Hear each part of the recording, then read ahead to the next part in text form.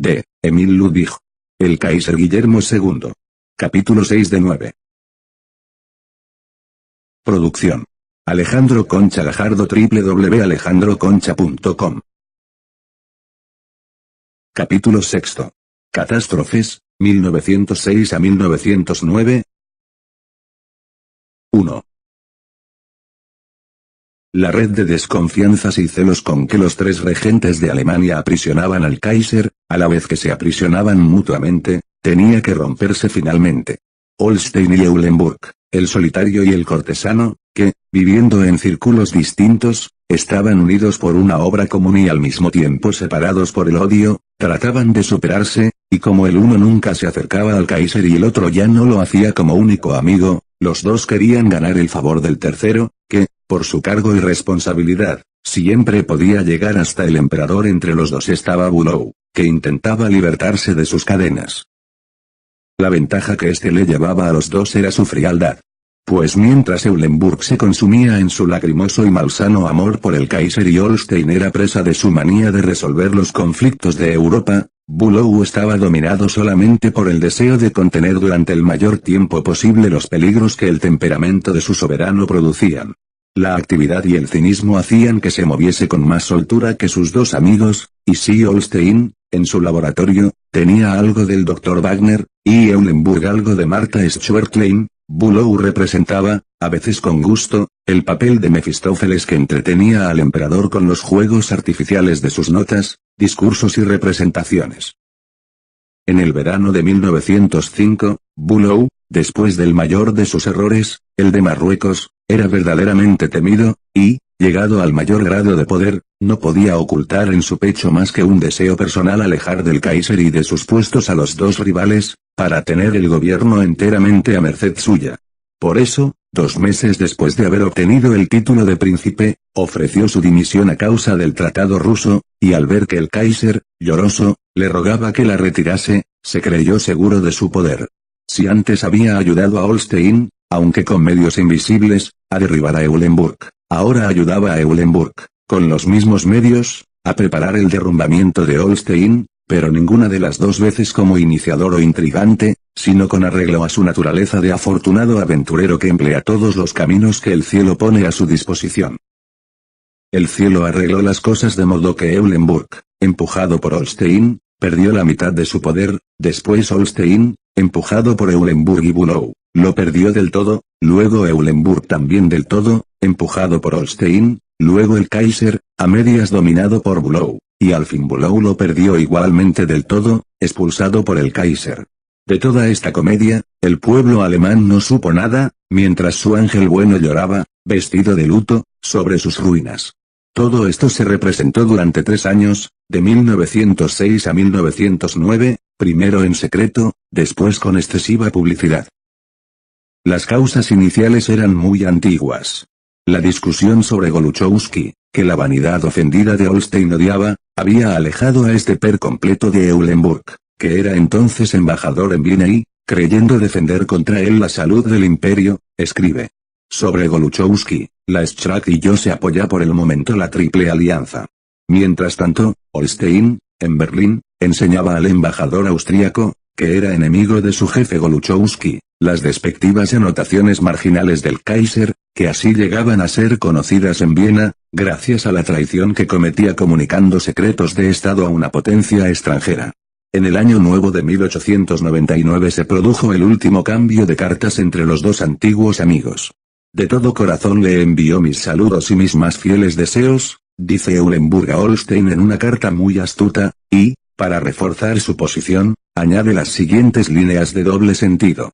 Hemos sostenido juntos tan duras luchas, que, por decirlo así, hemos sido quemados y fundidos juntos. Cuanto más viejo se va uno haciendo, con más fuerza se tiene que agarrar a sus antiguas relaciones. En una irónica contestación, Holstein dice que siente que no podamos ir juntos a Semmering para divertirnos. Tendremos que esperar bebiendo algo. Creo que lo mejor será que bebamos té. Espero que el mes de heladas que acaba de profetizar Fab le dará a usted y a su familia una alegre perspectiva de la vida, si es que ahora no la tuviesen. Un cariñoso saludo. Holstein. Este cariñoso saludo fue su última mentira a Eulenburg. Con estas frases malignas dio por terminada su correspondencia, que había durado 12 años, la carta siguiente ya no la contestó, y cuando el otro vino a Berlín se negó a recibirlo. Bien es verdad que un año después tuvo que ver cómo Eulenburg fue hecho príncipe y, con esto, reforzado en su puesto en Viena, pero no cedió y consiguió, con la apariencia de razones objetivas, decidir a Bülow a que le hiciese la primera ofensa oficial. Así, en marzo de 1900 y por una causa insignificante, Bülow firmó un despacho oficial para Eulenburg en el que se criticaba su política con mucha dureza. Perfectamente puede comprenderse la amargura con que escribe Eulenburg en esta ocasión. El que Bülow se haya prestado a tomar parte en semejante tontería demuestra su dependencia de Holstein. Estoy fuera de mí, ante esa imagen que de pronto me ha sido revelada. Mientras, durante el curso del año, Holstein hacía trabajar su pluma contra el embajador alemán en Viena, Bülow supo, a pesar de estar entregado a Holstein, conservar su amistad con Eulenburg, semejante, durante aquella época, al hombre que, con ternura inalterable, obliga a su antigua amante a reconocer a la nueva y finge escuchar con pena las quejas de ambas. Cuando pienso que yo no he hecho a Holstein sino bien, escribe Eulenburg, que siempre le he defendido y ayudado cuanto he podido y que por él he sufrido tanto, y ahora, esa enemistad, ese odio. En realidad, había temido a Holstein, le había ayudado cuando así se ayudaba a sí mismo, y jamás había sufrido por él. Ahora se vengaba de todos aquellos engaños engañándose a sí mismo. En aquel tiempo, Holstein todavía dominaba a Bülow, este había cautivado al Kaiser y lo sujetaba, y, mientras nadaba en estas turbias aguas, aún lanzaba un cabo al lejano Eulenburg. No te dejes amilanar por completo, le escribía en marzo de 1902. No acabes de perder tu energía. Con frecuencia pienso en Aquiles, con el que nuestro soberano tiene mucho parecido y del cual dice Homero. Su corazón, que respira gloria, no conoce ni el terror ni la fuga. Que Eulenburg comprendía la falta de lealtad de Bülow se desprende claramente de la contestación. Tengo que suponer que, al hacer la comparación con Aquiles, seguramente no habías pensado en el talón del héroe. Mientras tanto, el amigo, en Berlín, tiene al moderno Aquiles bien sujeto con los lazos de la adulación y consigue oscurecer la imagen del común amigo en el corazón del Kaiser, para así preparar el camino de su retirada. Por eso en su siguiente carta, sin responder a ninguna de las cuestiones políticas, puede aconsejar al amigo que cuide de su salud. Para que durante largos años puedas vivir y trabajar empleando tus grandes cualidades en alguna obra que haga tu felicidad. ¿Cómo? No hace más que 9 años que Bülow, aún lejos del Señor, hacía oír al claro de luna el concierto de las flautas de sus almas hermanas. Y ahora tiene el que emplear sus grandes cualidades lejos del templo en que él mismo lo introdujo. Terribles momentos para el hacedor de reyes, cuando lee estas líneas de su protegido. Pero, como buen cortesano, sabe instrumentar en forma de vida la deseada dimisión. Mi estado de salud es un verdadero tormento, esa es la pura verdad. Estos 10 años de constante trabajo por mi soberano me han agotado. El médico me declaró que, si no sigo su consejo, en un par de años soy hombre muerto. En cambio, si ahora doy este paso, será posible que me conserve durante algún tiempo para mi familia. A pesar de este agotamiento, todavía vivió 20 años, en mayo de aquel año tienen ambos entrañables amigos una explicación, y Bülow dice. El modo de ser prusiano es duro y sin consideraciones, naturalezas delicadas como la tuya no están hechas para resistirlo. En realidad, se trata tan poco de dureza prusiana como de naturalezas delicadas, no se trata más que de un canciller que vigila como un médico a su neurasténico soberano.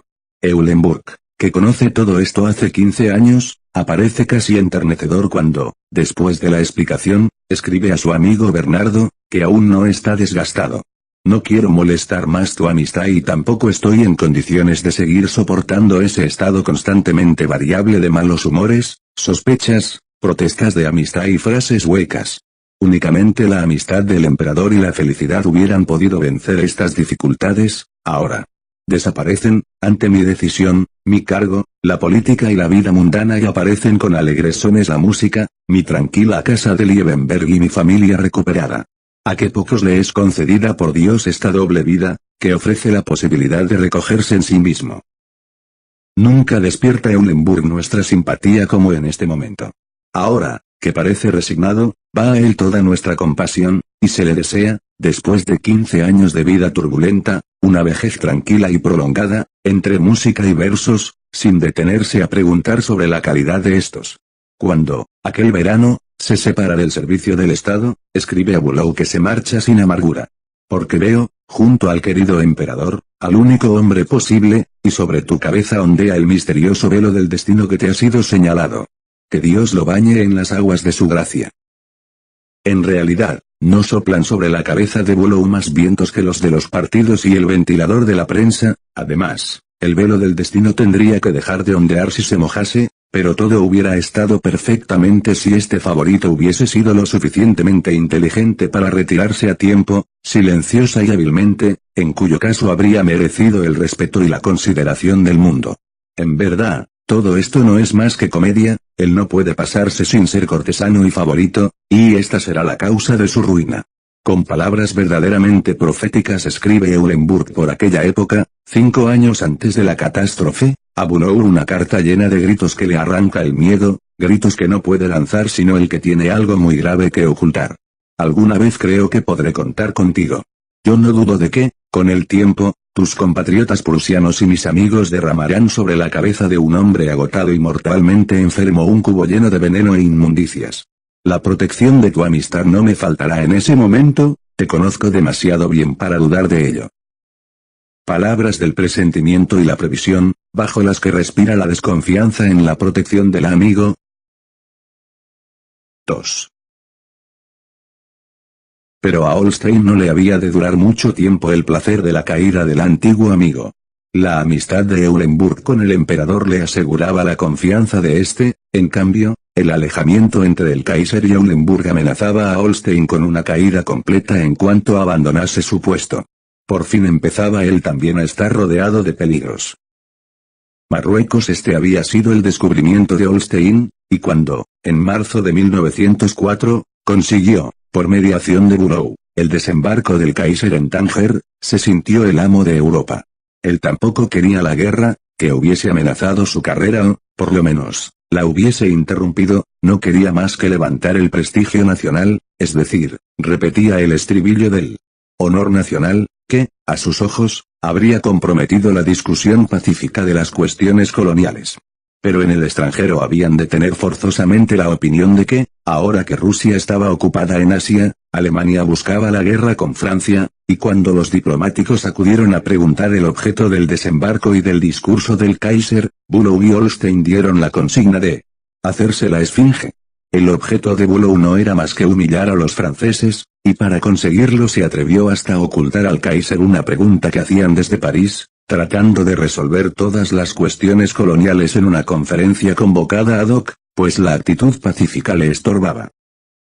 Pero Holstein estaba en su celda vigilando sus potingues y misturas. Como consejero, tuvo bastante influencia para celebrar una reunión con los primeros jefes del ejército y la marina y convencerlos, y cuando el secretario de Estado habló contra él, Bülow adoptó una actitud de silencio responsable. Cuando, en julio de 1904, Delca se comunicó al príncipe de Lichnowsky que estaba dispuesto a entenderse en la cuestión de Marruecos, Holstein se indignó con el informe del príncipe y lo hizo desaparecer, por lo menos, no se encuentra entre las actas.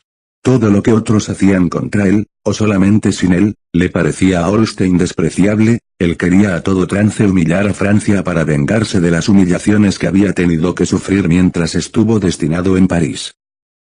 Por este tiempo empezó Bülow a separarse de él. Como, por aquel entonces, la amistad de Bülow con Eulenburg continuaba, es seguro que la influencia de Eulenburg contra Holstein, el enemigo común, fue empleada hasta el final. El mismo Bülow, en estos 7 años que llevaba en su puesto, había desgastado a Holstein, y de este, a quien antes consideraba como imprescindible, decía ahora, con una cita del Fausto, a las que tan aficionado era. Punto. ¿Qué puedes ya dar de ti, pobre diablo? Y varias veces se había impuesto ya a Holstein, aunque con los mayores miramientos posibles, 380. Además, la influencia de Eulenburg con el Kaiser, que todavía existía, la podía aumentar complaciéndole con el alejamiento de Holstein, y de ahí que decidiera el destierro del alquimista. Pero, eso sí, con la mayor precaución. Bismarck mismo no se había atrevido a deshacerse de él, ¿por qué? Podían hablar en el extranjero punto y coma, con más razón lo había de temer Bülow, que, según aquellas oscuras palabras de Eulenburg, tenía motivos personales para sentirse intranquilo. Lo que consiguió ahora Bülow derribar a Holstein y, sin embargo, conservarlo como amigo, fue su obra maestra, y serviría para catalogarlo entre los diplomáticos de primera categoría. Pronto se encontró un pretexto facilitado por el secretario de Estado, von Richthofen, cuya destitución, después de un sinfín de intrigas, exigía Holstein a Bülow. Al negarse a ello Holstein presentó por 12ª vez su dimisión. Pero esta vez escribió al mismo tiempo a Ammann, Bilder aus der letzten Kaiserzeit, 29, desde luego para que la leyese Bülow. Desde hace más de un cuarto de siglo estoy sentado en mi despacho, nunca voy a la corte y no pido que se me reparta ningún papel en ella. En este tiempo he tenido que ejecutar innumerables y difíciles trabajos que quizás hubieran podido llevar al ánimo del emperador el convencimiento de que soy un miembro útil del Ministerio de Estado. ¿Y qué es lo que ha sucedido con todos mis informes? Rara vez, y por excepción, ha llegado alguno de ellos como minuta confidencial hasta el Kaiser, la mayoría de ellos han ido al archivo. No es ningún milagro que el Kaiser parezca haberse acostumbrado a considerar mi puesto improductivo, y a mí, como un miembro osificado del organismo. La aceptación de mi dimisión es, en estas condiciones, lógica, así como los ataques y las deshonrosas suposiciones que me serán dirigidos desde ciertos lugares.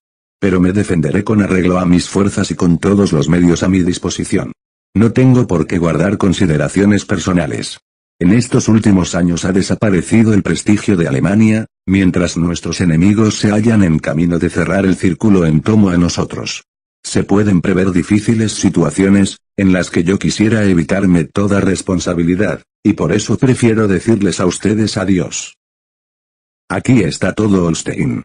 Después de que él mismo se ha ocultado de la luz del día, se queja de la falta de gratitud de un emperador a quien desprecia, porque, por primera vez, no puede deshacerse de un jefe que le resulta incómodo, no se retira, sino que de su dimisión, por fórmula, hace una farsa, y por medio de amenazas veladas de contar cosas que sabe de ciertas altísimas personas, y estas amenazas no se atreve a dirigirlas directamente a uno de los amenazados, sino a un intermediario, eso sí, rechazando al mismo tiempo toda responsabilidad por las consecuencias que puedan acarrear sus pasos. En esta carta puede reconocer el pueblo alemán no solo el carácter, sino también la forma de pensar y de obrar con que el barón Holstein contribuyó a dirigir los destinos del imperio. Brillantemente, Bülow le corta la retirada, escribiendo a Ammann. A partir de la despedida de Bismarck y desde la renovación del tratado con Rusia y de la Triple Alianza en el este de Asia, hasta la cuestión de Marruecos, desde la llamada Carta de Urias a Viena, hasta la publicación del telegrama de Swinemunde, desde el cambio ocurrido en 1896 en nuestra política contra Inglaterra, hasta las diferencias en la cuestión de Shanghái con esta potencia no ha ocurrido nada de importancia en nuestra política exterior que no haya sido aconsejado por Holstein. Con la lectura de esta lista, que al mismo tiempo comprende todas las faltas de la política exterior desde 1890 hasta 1904, Bülow agarra por los faldones de su levita al consejero privado que trataba de rehuir su responsabilidad, al mismo tiempo que intenta por su parte descargarse de ella. La dimisión no es aceptada, pero Bülow no le devuelve el escrito en que la presenta, ni le contesta, a fin de que quede pendiente sobre los grises cabellos de Holstein. Después de la licencia de verano, vuelve el consejero privado a su oficina, reanuda su servicio y sus relaciones, y se figura que no ha pasado nada, se cree, en suma, completamente seguro. Al año siguiente aumenta sus excentricidades. Mientras Bülow trabajaba para una inteligencia en la cuestión de Marruecos, Holstein azuza a la prensa y hace extender su teoría, que llama de los rehenes, según la cual, en una guerra con Inglaterra, los franceses serían los rehenes de Alemania. Cuando, con esto, crece la tirantez con Bülow y con el jefe de la prensa, Ammann, que le es fiel, busca Holstein el asegurarse también públicamente, se transforma en tirano y, al final de su carrera, falta, por primera vez, a su ley más íntima en el año nuevo de 1906 exige, con la amenaza de su retirada, su inmediato nombramiento de jefe de la sección política del ministerio, con el control del servicio de prensa. Cuando Bülow, que está enfermo, se niega a poner la prensa a sus órdenes, consigue tranquilizarlo prometiéndole una constante conformidad. Al día siguiente, Bülow dice a Ammann: comprendo perfectamente su repugnancia moral contra ese chantajista. Al final de la conferencia lo alejaré, por ahora, tengo que conservarlo, pues podría, con sus enredos, perjudicar al imperio en una forma considerable. Ammann, Bilder, 36. Cuando la cuestión va a ser llevada al Reichstag y ya existe la amenaza de un debate Holstein, con el cual la nación se habría enterado de quién era uno de los principales directores, triunfa el terror a la luz de Holstein y retira su exigencia. En estas luchas de amistades, deseos y motivos, viven los dos cuando Bülow recibe desde París la noticia de que los franceses están dispuestos a aceptar la lucha si no hay otro remedio. Entonces aparece su maravillosa energía. En ese marzo de 1906 se puede apreciar lo que hubiera hecho en julio de 1914. De la noche a la mañana, el Todopoderoso quita las actas referentes a la conferencia dirigida por él desde hace 2 meses, se precipita sobre ellas y trabaja día y noche para liquidar de una vez la conferencia y alejar el peligro de una guerra. Ese mes, que representa para él un gran rendimiento de trabajo, le es, además, complicado por una lucha diaria con Holstein, que todavía está en su puesto y todavía sigue siendo su amigo, no habiéndolo podido alejar aún, y cuyas cartas y amenazas de dimisión, según escribe Ammann, tenían que sacudir los nervios del canciller. Por fin, en los primeros días de abril, se llega en la conferencia a un acuerdo con Francia. La Entente se ha confirmado y ha hecho sus primeras pruebas en Algeciras. Alemania ha perdido la conferencia, pero se da un certificado a sí misma de triunfo. El día 5 tiene el canciller que defender su obra ante el Reichstag. Ahora ha llegado el momento de deshacerse del insoportable, su última dimisión está aún sobre la mesa, el Kaiser, preparado. En la mañana del día de la sesión, Sirski, el secretario de Estado tan combatido por Holstein, presenta al Kaiser el escrito de dimisión del consejero. Por encargo del canciller. El Kaiser lo firma. Inmediatamente comunica Bülow a Ammann lo sucedido. El Kaiser ha concedido el retiro. Con mucho gusto, Ammann, Borgesichte, 15, y enseguida se va al Reichstag, le acompaña la mitad del personal del ministerio. Es un día de los llamados grandes. Solitario está Holstein en su celda. De lo que acaba de suceder, todavía no sabe nada. Después de casi 30 años de obra activa, está sentado allí como un empleado retirado, con una pensión y una condecoración. La corriente ya no pasará al día siguiente por él, su motor ha sido aislado. Misteriosos deben de ser sus sentimientos. Las últimas semanas, ya casi no dejaban lugar a dudas sobre el descenso de su posición. ¿A quién podría todavía ser útil al quejarse? Al embajador inglés.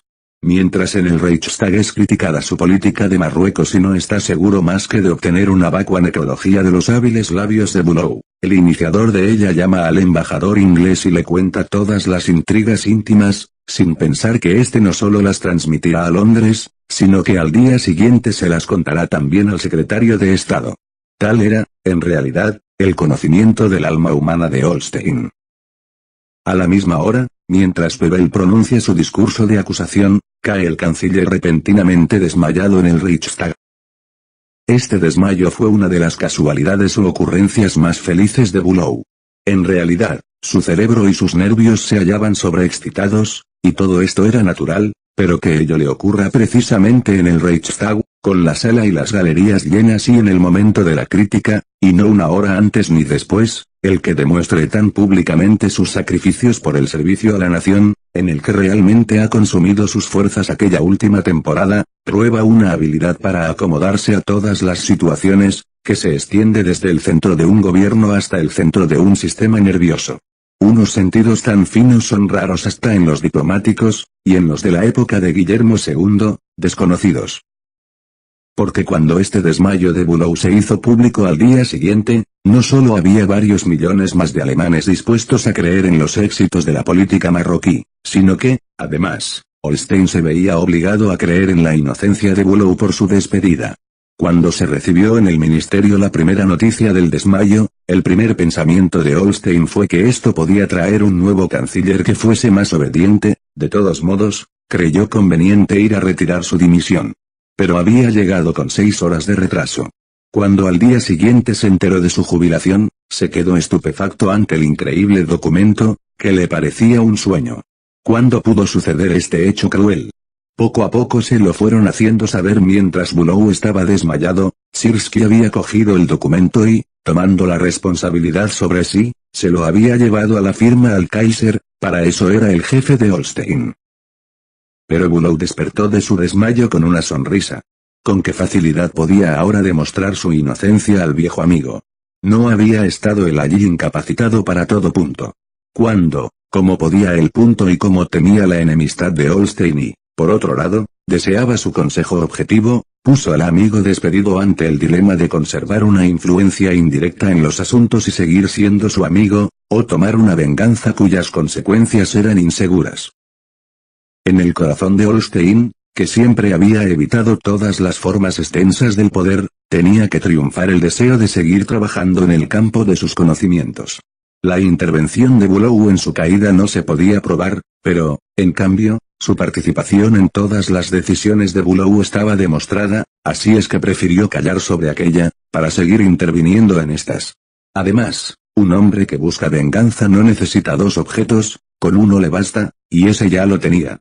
Con qué rapidez podía cambiar de grupo de un día para otro, ya lo había demostrado Holstein al pasarse del campo de Marshall al de Bülow. Al permanecer fiel a este, a quien había jurado fidelidad hacía 9 años ante el vaso de vino de Eulenburg, trasladó todo su odio y todos sus deseos de venganza sobre Eulenburg, y con razón pudo transformar a este amigo enemistado en su enemigo mortal, pues él había sido quien, con el Kaiser, le preparó la caída.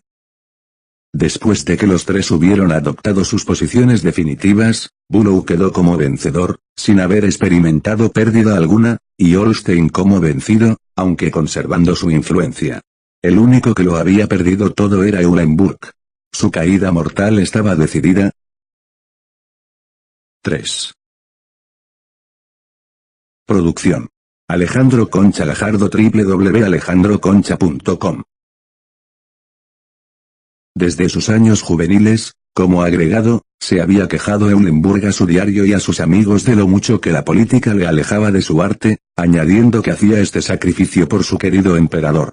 Cuando, después de 20 años de servicios al Estado, se retiró, pintábase como enfermo condenado a muerte y sin otra esperanza de cura que libertándose del mundo maligno, para consagrarse exclusivamente a las musas y a su amada familia en el tranquilo castillo de Liebenberg. Pero apenas fue otra vez un hombre libre, cuando ya parecía nuevamente dispuesto a acompañar al Kaiser. Para no causarle una desilusión punto y coma y, efectivamente, en junio de 1903 fue con él a Noruega, en septiembre a Romintén y en noviembre le recibió en su castillo. Con esto, y durante los años siguientes como único diplomático en el séquito del Kaiser, hacía el servicio más decisivo. A bordo, y desde las bahías de Noruega, servía de intermediario entre el emperador y el ministerio, y desde 1903 a 1906 le recibió todos los años en Liebenberg, donde siempre se tomaron resoluciones de importancia. Como favorito, ponía toda su influencia en las cuestiones personales. Como sus antiguos amigos ocupaban ya todos altos puestos, y los nuevos no eran propios para figurar en la corte, su labor consistía principalmente en trasladar. ¿Por qué no ayudar a derribar a un amigo dudoso a quien antes se había ayudado a subir a los más altos puestos? De todos modos, Bülow se creía amenazado de que Eulenburg quisiera derribarlo. Y no había de desconfiar, cuando recibía de continuo cartas de Eulenburg escritas en los altos de las cacerías imperiales y que, si todavía empezaban con un «Querido Bernardo», eran para comunicarle a continuación lo disgustado que estaba el Kaiser con su política. Y no había de desconfiar cuando, como en octubre de 1906, leía, escrito por la mano del amigo, que el Kaiser había dicho: si Bülow sostiene la cosa con energía, ahora se le presenta la ocasión de demostrar que es todavía el de antes, para añadir, a renglón seguido: lo seguro es que él no tiene absolutamente a nadie a quien poner en tu puesto. Lo deduzco de la forma en que habla de ti a pesar de su disgusto. Que si es todavía el de antes, piensa Bülow. Pero él lo que se pregunta es si Eulenburg y el Kaiser siguen siendo también los de antes. Cuando, poco después, lee en la prensa que existe una camarilla en Liebenberg contra él, no niega en el Reichstag su existencia y dice, previniendo, que esa planta venerosa jamás se ha plantado en tierra alemana sin causar grandes daños a los príncipes y al pueblo. La cuestión de Marruecos había trasladado a Eulenburg a la alta política. Uno de sus amigos, que figuraba en la lista secreta de invertidos que llevaba la policía de Berlín, Treschow von Fürsten und anderen Sterlichen, 152, el consejero de embajada Leconte, conocedor íntimo, por el círculo de sus amigos, de las situaciones políticas, recibía en el Ministerio de Relaciones Exteriores de París los informes de Eulenburg sobre las intenciones pacíficas del emperador, encaminadas a contrarrestar las inquietudes que producía Holstein. En todo caso, Leconte fue destinado a Berlín en otoño de 1905, para que estuviese más cerca de la fuente de origen. Durante las 3 décadas anteriores a la guerra, el miedo y las amenazas de todas las grandes potencias alternábanse rítmicamente, como se alternan el día y la noche en ambos hemisferios, de modo que, cuando en uno reina la luz, reina en el otro la oscuridad. Así, en esta cuestión de Marruecos, la información de una sola potencia de que el soberano o jefe del Estado se hallaba animado de las intenciones más pacíficas era suficiente para evitar todo choque inmediato.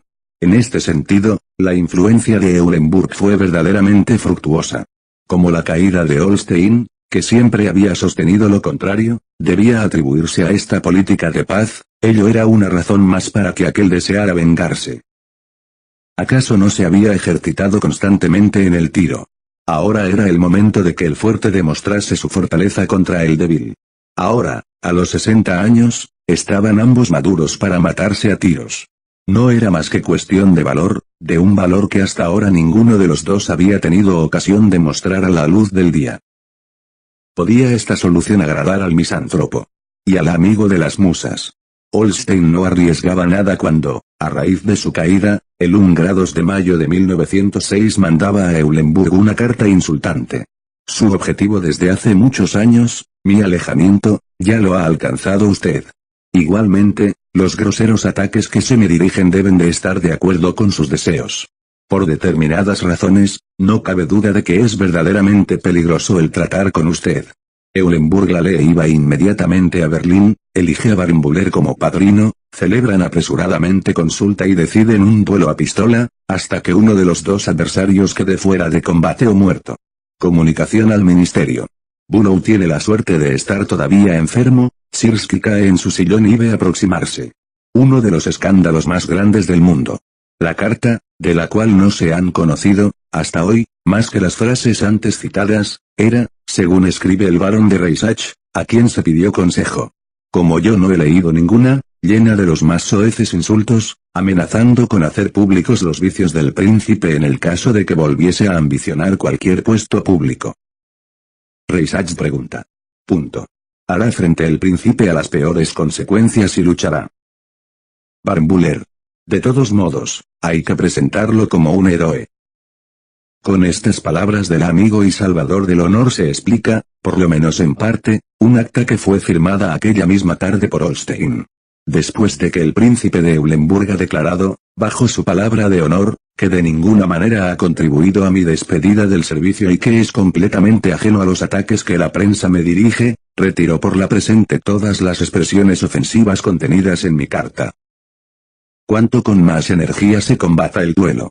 El valor de los caníbales, como lo llamaba Napoleón, más risible tiene que resultar el que se haga y se acepte semejante declaración entre dos nobles, militares y excelencias, de los cuales el ofendido es príncipe y ha sido embajador y oficial de la guardia, y que nieguen un código de honor que ellos son los primeros en llevar siempre en la boca cuando las cuestiones las han de resolver los pueblos luchando entre sí. Ofensas como esta, según ese modo de ver las cosas que, a Dios gracias, va desapareciendo, justificarían una guerra sin cuartel, lo que no impide que aquí fueran aceptadas por un príncipe, retiradas por un varón y, según la frase ritual, antes de ponerse el sol, el honor del príncipe quedase lavado. Pero el rencor del varón no se había apaciguado. Pues inmediatamente después recibía Eulenburg, como gracia suprema de su imperial amigo, la única que le faltaba por recibir, la Orden del Águila Negra. Pero esta fue también la última que recibió. La concesión aparecía como prueba de agradecimiento a una obra de lujo sobre los Hohenzollern, que, con un prólogo y la protección de Eulenburg, se había editado en forma de un antiguo misal romano, con su correspondiente atril. Pero, en realidad, la orden había sido concedida como premio a sus servicios por la paz en el asunto de Marruecos, que oficialmente no se podía premiar a un hombre privado. Cuando Holstein vio que Eulenburg había permanecido incólume bajo sus ataques, que seguía disfrutando de los favores del Kaiser y que no había, en realidad, perdido nada, empezó a escribir a todas sus relaciones que el príncipe de Eulenburg, caballero del Águila Negra, se dejaba llamar hombre despreciable, sin exigir la reparación correspondiente. La corte y la sociedad hablaron del asunto, pero nadie se atrevió a moverlo. Entonces Holstein, a quien, a pesar de toda su inteligencia, le faltaba el ingenio, concibió el plan de buscarlo donde lo hubiese. Lo encontró en Arden, que había combatido durante largo tiempo la obra de Holstein, pero que, en la cuestión de Marruecos, había defendido su política de amenazas y que, en general, desde hacía 20 años venía atacando a toda la camarilla. Realmente, Arden sabía más de la corte que Holstein, y aunque recibiese de la cocina del alquimista un par de documentos y fechas capaces de asegurar sus ataques, no eran aquellos los primeros que poseía. A fines de año empezó Arden una campaña en su periódico, con unas oscuras alusiones, comprensibles solo para los iniciados. Así es que únicamente el grupo en cuestión comprendió de qué se trataba y palideció al oírse llamar por ciertos nombres íntimos que Eulenburg, Kuno Moltke, gobernador militar de Berlín, y sus amigos, usaban absolutamente en privado. Más que todo se asustó Eulenburg y la aparición del primer artículo, bajo los auspicios de Holstein, en Die Zukunft, aunque de carácter puramente político, le dejó prever ya su destino. La campaña empezada entre Holstein y Arden abre una perspectiva muy sombría. En ello no solo veo el deseo de venganza, sino algo mucho más grave, y no puedo ocultar mi preocupación. Tan fuerte era en él el sentimiento, no precisamente de ser un criminal, pero sí de poder ser castigado con arreglo a una antigua ley existente contra la perversión. Inmediatamente se marchó al extranjero e hizo rogar a Arden que cesasen sus ataques, este prometió su silencio, siempre que cesara asimismo la influencia política de Eulenburg, con lo cual demostró que él no quería a la víctima personal como Holstein, sino únicamente conseguir su objeto. En la corte, todo el mundo estaba contento, por fin iba a caer el eterno favorito, únicamente sus amigos sabían que su salvación consistía en su reserva y su retirada de la política. Entonces cometió Eulenburg una equivocación impropia de un hombre de su inteligencia. Él, que había visto con tanta claridad el grado de deseo de venganza de Holstein y los medios de evitarla, se equivocó por completo al juzgar el grado de cariño que le tenía el Kaiser.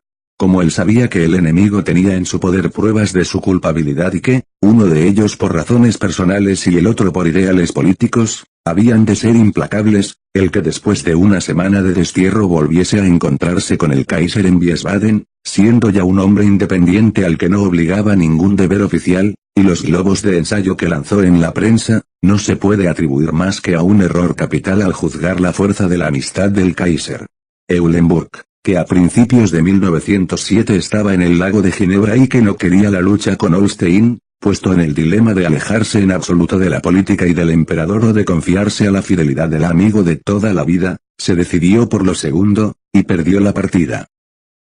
Pues inmediatamente después de su regreso aumentaron los ataques, y en ello ya no llevaban los amigos aquellos románticos nombres que nadie conocía, sino sus verdaderos nombres personales. La nación y el extranjero empezaron a hablar del asunto, por primera vez se enteraron los súbditos de qué clase de hombres habían sido durante 20 años los consejeros de su soberano. De faltas contra el Código Penal no se decía ni una palabra en los artículos, aunque Holstein, en su carta, había amenazado con ello a Eulenburg, pues el político que los escribía no quería sino evitar la influencia moral de estos anormales y no el saber si habían faltado a una ley anticuada, de la que se burlan ya todos los médicos. En el Zukunft no se podía leer más que lo que hace muchos años había dicho Bismarck de Eulenburg y su círculo. Naturalezas afeminadas, espiritistas, visionarios y charlatanes, para el temperamento del Kaiser, extraordinariamente peligroso. En el país estaban todos asombrados, en la corte, nadie. No hubo quien se levantase para defender a esos hombres, cuyas debilidades descritas en el periódico eran ciertas, pero, sin embargo, tampoco hubo nadie que se atreviese a comunicárselo al emperador, hasta que, en mayo, el Kronprinz le llevó uno de los artículos y noticias de los efectos que estaban produciendo. Fue realmente el Kaiser el único sorprendido en la corte. Un par de años antes, El inspector de policía Mersey Tullesen, al morir, le había dejado un paquete sellado que contenía un registro perfectamente ordenado y con toda clase de pruebas y documentos en el que figuraban los nombres de más de 100 homosexuales de los círculos más distinguidos, legado de un policía honrado a su soberano. Pero cuando Lucanus le entregó el paquete y el Kaiser leyó la carta que lo acompañaba, dejó el paquete sin romper los sellos y dijo secamente: «Cosa de policía. Mande usted el paquete al jefe de la policía». Así se evitó el neurasténico el enterarse de un asunto que presentía iba a poner a prueba sus sentimientos, signo simultáneo de su miedo y de su ligereza. Pues precisamente ese conocimiento le habría permitido hacer una limpieza en su círculo, sin intervención de prensa ni tribunales, ya que en la lista figuraban todos aquellos aristócratas que luego quedaron comprometidos en el escándalo, así como sus espías y sus explotadores. Aunque, en el fondo, de que había que limpiar aquel círculo. Aquellas perversiones e inclinaciones morbosas eran perfectamente conocidas del emperador. Un príncipe había sido alejado de la corte y otro había sido el favorito de ella por encontrarse aquel al final y este al principio de un largo desarrollo psíquico hacia una sexualidad anormal. Y con sus sensibles nervios, y después de 20 años, no había de saber el Kaiser qué era lo que le atraía hacia los hombres que había elegido y qué era lo que le separaba de los que le eran antipáticos. No había de ver la diferencia entre las posturas de adorador de Eulenburg y las rudas formas de Kiderlen, entre la elegancia afeminada de Kuno Moltke y la virilidad de Tirpitz. Y no había de saber el Kaiser que, entre un coronel cruel y pervertido y un artista afeminado corría una senda quebrada por la que jamás pasaba una mujer. No había recibido muchas veces de manos de Eulenburg aquellas cartas en que los amigos se llamaban «Mi bien amado Philly», «Queridísimo Kuno», y en las que, en un tono dulce y lacrimoso, se juraban eterna amistad. Pero sí, seguramente, había notado estas peculiaridades, también es seguro que había hecho como si no las viese, y, en todo caso, no sería él quien abriese semejantes paquetes. Pero ahora el hijo le trae uno abierto y sin sellar. ¿Cómo? Ante su guardia, ante sus súbditos, ante el rey Eduardo y el zar ha de aparecer él como íntimo amigo de hombres afeminados, él, el más varonil de todos. Habría luchado durante toda su vida por ocultar las formas externas de su debilidad, para, a los 50 años, aparecer ante el mundo como amigo de unos cuantos efebos con los que en realidad no había tenido ningún contacto. El que cante lindas canciones va a querer decir que sea un degenerado. Antes perder una batalla que esta campaña de toda su vida. Con toda rapidez hace llamar al director general de seguridad, Friedheim. Este está enterado de todo, von Treschow, 164. Arden es un maldito bribón, dice el Kaiser punto y coma, pero no se atrevería a lanzar estos ataques si no tuviese las pruebas en la mano. Tráigame la lista secreta. Al día siguiente lee una parte de la documentación que hacía algún tiempo temiera leer, en ella se dice mucho más que en el Zukunft. Aquella tarde manda llamar a Bettmann Nollweg, ministro del Interior, y le dice: acabo de enterarme de que Eulenburg, Hohenau y Kuno Moltke son invertidos. Para mí han dejado de existir.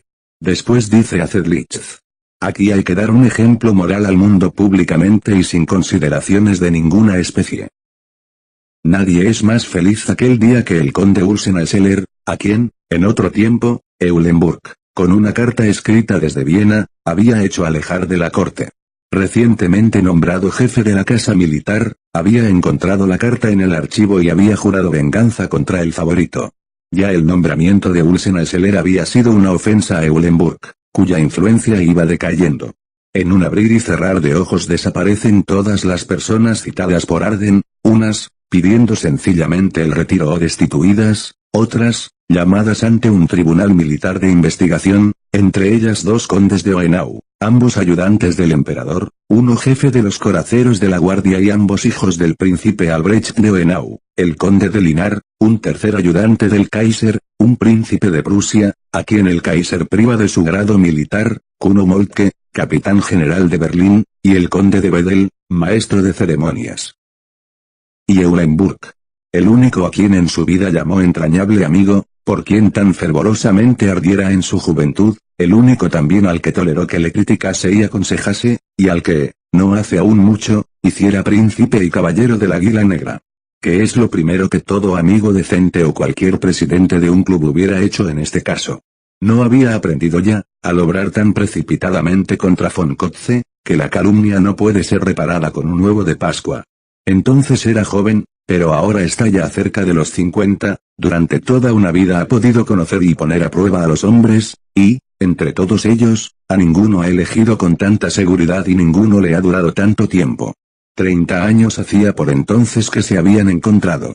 He aquí, pues, llegado el momento de la prueba. Pero Guillermo II no es capaz de resistir los golpes del destino.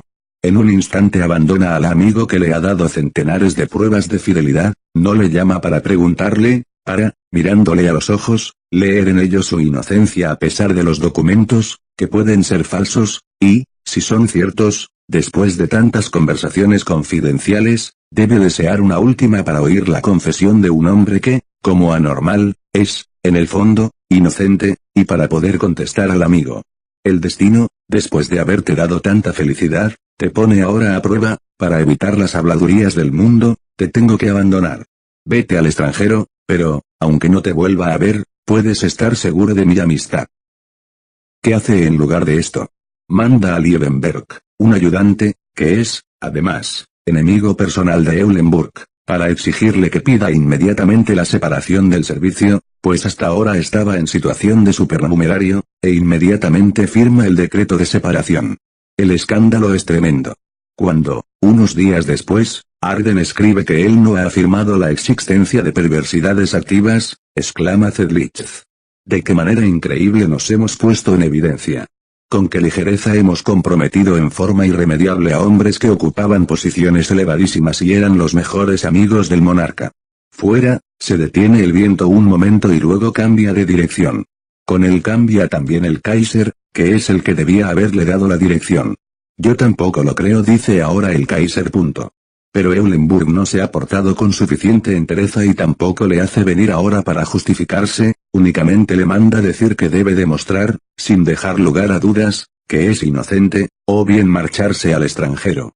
Es decir, lo abandona por completo y entonces empieza una serie de procesos, denuncias y autorreclamos, todo facilitado por el Kaiser con su conducta, y que, por razones cortesanas, políticas y humanas, debía haber evitado a toda costa. Esos procesos son la tontería más grande que han hecho los Hohenzollern, dice el rey Eduardo. En lugar de producir un efecto de limpieza, extendían el veneno, la pestilencia y el asco, el papel de la inocencia perseguida cayó sobre el primer denunciante, y la opinión pública se volvió contra este y contra los caídos, la idea monárquica quedó perjudicada, sin que los demócratas ganaran nada con ello, los lazos de simpatías y enemistades se enredaron, y, al fin, un príncipe que al principio no había sido criticado más que por su influencia política y que su primer crítico había declarado no merecer castigo legal alguno, se ve abrumado bajo un montón de cosas feas y calumnias. Finalmente, por la lógica de tantos procesos y testimonios, Eulenburg se ve empujado a diversos perjurios que ni el Kaiser ni Arden le habían pedido. Por otra parte, con estos procesos, ni siquiera se ha limpiado el séquito del Kaiser, porque Zedlitz, que lo ve todo de cerca, afirma que, a pesar de los procesos, no han desaparecido por completo los homosexuales de la corte del emperador. Los variables resultados de estos procesos los seguía la igualmente variable opinión del Kaiser, pues ahora leía los informes completos. Tiene momentos, escribe Zedlitz en noviembre, en que se halla profundamente abatido y convencido de que todo este asunto es una cosa ridícula. Después, en un momento favorable para Moltke y Eulenburg, tiene la fantástica idea de que debe facilitarles una rehabilitación. Este plan va tomando consistencia, y Zedlitz cree, en diciembre, que el Kaiser llegará a realizarlo. Otras veces, cuando se siente muy indignado por algún nuevo artículo, piensa en pedir explicaciones al autor y dice, muy convencido: si no se acaba esto en los periódicos, mando un ayudante a que le pegue un tiro al director. En suma, que ha perdido el dominio de sus nervios. Al principio del año 1908. Está tan contento, que de buena gana habría promovido una rehabilitación solemne, pero, hasta ahora, algunas altas personalidades han conseguido disuadirle de un paso que expondría demasiado su persona, z. 171, f. Este mismo grado de volubilidad, extraño hasta en él, demuestra cierto afecto por el amigo entrañable, al par que una conciencia intranquila, estado de alma muy semejante al de Felipe de España cuando dijo: hemos obrado con demasiada prisa y una dependencia verdaderamente femenina de cuantos le rodean.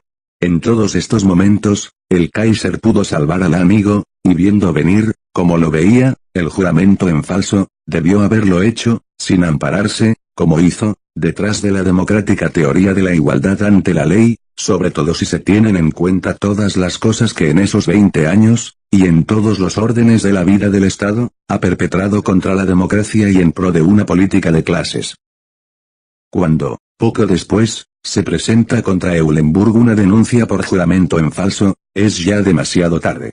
El canciller tiene que firmar la orden de detención, no le es admitida la caución en metálico y, como se demuestra que está enfermo, es encerrado en el hospital de la Charité. Después, en circunstancias terribles, es llevado ante el tribunal en un sillón o camilla, para allí, a los 60 años de edad, defenderse de sus relaciones con pescadores y soldados mozos con los que hace una porción de años tuviera tratos prohibidos. Desvanecimientos que dependen de sus nervios e, indirectamente, de su voluntad, le salvan en parte. En todo caso, el proceso es aplazado para fecha indeterminada, y Eulenburg vuelve a su castillo, en el que aún vive cómodamente 12 años más. No obstante, a pesar de haber mejorado de salud, no pide la reanudación del proceso ni da el menor paso para lustrar su honor. Sin embargo, tuvo la satisfacción no solo de sobrevivir a la muerte de Holstein, sino también al destronamiento del Kaiser, que él fue el primero en predecir. También presenció la caída de Bülow. 10 años antes, había ya prevenido al amigo de un protocolo secreto, llegado de Viena, que le comprometía seriamente y que Holstein, ya entonces, había remitido a la policía, 323, F. Pero, al mismo tiempo que le hacía esta advertencia, pedía a la policía que le diera toda la documentación que hubiese referente a Eulenburg, Treschow, 130. Al principio del asunto, aconsejó al amigo que se marchase al extranjero, conociendo como conocía los cargos que había contra él, pero después, según manifestaciones de gentes enteradas, fue uno de los que más contribuyeron a la celebración de los procesos, y, por último, él fue quien firmó la orden de arresto. El papel de Bülow en este asunto no es muy claro, quizá lo aclare él mismo algún día, pero ya se lo puede uno explicar considerando que vivía en una atmósfera que tenía que ahogar la verdadera amistad. El Kaiser, Bülow, Eulenburg y Holstein tenían, desde 10 años antes, el gobierno en sus manos y si ahora Holstein insultaba a Eulenburg y lo provocaba a una lucha a vida o muerte, si Eulenburg se quejaba de la participación de Bülow en su caída, si Bülow no veía en Eulenburg más que al enemigo secreto que trataba de perjudicarle, si el Kaiser abandonaba a Holstein y más tarde a Bülow y sacrificaba en una hora al más fiel y constante de sus amigos. ¿Cómo exigir a Bülow, en un ambiente tan preñado de deslealtad y traición, que hiciera un sacrificio personal para sacar al amigo dudoso de una situación por otra parte desesperada? Producción: Alejandro Concha Gajardo, www.alejandroconcha.com. Cuando, en septiembre de 1908, terminaron los procesos, quedaban en pie, en el campo de la lucha, nada más que 2 hombres. Bülow y Tirpitz. Con Eulenburg y Holstein, que en realidad se habían asesinado mutuamente, habían muerto, políticamente, los 2 hombres más importantes de los que gobernaran sin responsabilidad a Alemania. En la corte y en los gabinetes habían llegado a poseer una influencia decisiva otros hombres de los cuales aquí casi no se ha hablado, para no hacer interminable la exposición de estas intrigas. Holstein, como especialista, hubiera podido ser útil bien dirigido, pero como gobernante secreto, y bajo la influencia de su carácter desconfiado, no podía sino perjudicar al imperio. Eulenburg, sin disciplina en sus pensamientos ni en sus sentimientos y conociendo mejor sus límites, no quiso gobernar, pero, de todos modos, con sus advertencias al Kaiser y con el nombramiento de Bülow, ha hecho al imperio mayores beneficios que los perjuicios que pudiera causarle con el nombramiento de otros amigos y con sus adulaciones al emperador. Por eso el deseo de justicia se siente satisfecho con la caída de Holstein, en tanto que causa cierta pena la traición del Kaiser a Eulenburg y el final que le depara a este el destino. Muy pocas semanas después de esta catástrofe, el tercero y último de los amigos, el príncipe de Bülow, debía recibir el golpe mortal. 4. Entre sombras y preocupaciones había terminado el siglo para Inglaterra, cuando Chamberlain había dado el primer paso de aproximación a Europa, tendiendo la mano a Alemania, y, después de haber pronunciado el convenido discurso favorable a la alianza, recibió en Berlín la ducha fría de Bülow. Entonces fue cuando el Kaiser, por medio del embajador de Rusia, aconsejó al zar que aprovechase el momento para caer, en Asia, sobre Inglaterra, con la seguridad de que Alemania protegería su frontera occidental. Con su pésame a Londres, en que exageraba las pérdidas inglesas, mandó el Kaiser, en diciembre de 1899, a su tío unas cuantas hojas con pensamientos sueltos y, además, le escribía: te mando el extracto de las conversaciones que, en los círculos militares de aquí, se sostienen a propósito de la guerra contra los Boers, te lo mando en forma de reflexiones, para que te pueda servir de orientación lo que aquí dicen y piensan los militares. Lo he escrito sin ningún comentario e imparcialmente. Haz con él lo que quieras, lo puedes también tirar tranquilamente a la chimenea, lee, 755. Aunque a esto no recibió más contestación que una carta breve y fría, cuando ya las tropas inglesas estaban en situación algo mejor, a principios de febrero de 1900 volvió el Kaiser a mandar una nueva colección de pensamientos, esta vez como trabajo propio, con la pretensión de ser algo más que un consejo. Te mayo possibly be of some use, if you think so ellos pueden quizás tener algún uso, si lo crees. Pues han sido escritos por un hombre que pertenece al servicio militar activo desde hace 23 años, dirigiendo y decidiendo desde hace 12 la instrucción del ejército alemán. El último de estos pensamientos decía: de la actual situación de la guerra se deduce que, militarmente, no se puede conseguir nada decisivo. Si la política no puede encontrar una garantía segura, será mejor liquidar el asunto. Hasta el más valiente de los clubes de fútbol, cuando es derrotado, a pesar de una valiente defensa, acepta la derrota con resignación. Durante el match de Inglaterra contra Australia, el año pasado, Inglaterra soportó con caballerosidad y calma la victoria de los otros. Este era el más grave de los pensamientos sueltos de Guillermo II. Sus parientes de Londres, abuela y tío, se hallaban enredados en una guerra difícil. La posición del Kaiser era al principio, según el telegrama a Kruger, favorable a los enemigos, y aunque después, por lo menos aparentemente, había cambiado, llegó a aconsejar a Rusia el ataque por la espalda al Imperio Británico, y hasta prometió su ayuda para este ataque, rechazando al mismo tiempo la oferta de una alianza inglesa. Las simpatías de la nación y del Kaiser a favor del enemigo están, pues, acordes, y ahora, que acaba de regresar de Inglaterra, en donde había tenido un recibimiento glacial, manda, en forma de diletante, un consejo que no le han pedido, alabando al mismo tiempo su larga experiencia, resumiéndolo todo en la indicación: abandonad ese asunto, que todo está perdido, y no solo eso, sino que escribe las palabras victoria y derrota, como si la campaña estuviese ya decidida, y, por si fuera poco, la compara con un partido de fútbol. ¿Qué es lo que la abuela dirá, a puerta cerrada, sobre el nieto, al tener ante sí esta carta despectiva e injuriosa? Muy benigno es aún el tío cuando le contesta que rechaza la comparación con un partido de fútbol. Porque tú debías saber muy bien que, en estos momentos, el Imperio Británico lucha por su existencia.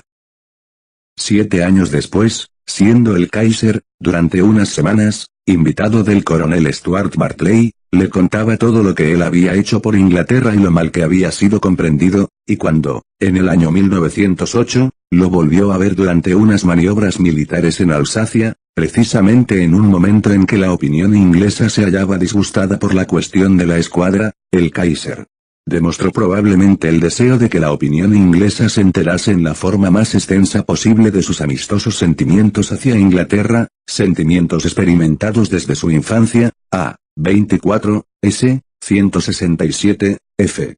Entonces, el coronel, reproduciendo lo que en otro tiempo le había dicho el Kaiser, escribió un artículo en forma de entrevista con un interlocutor anónimo, que se proponía publicar en el Daily Telegraph para calmar a la prensa y hacer opinión, entrevista que antes enseñó al Kaiser.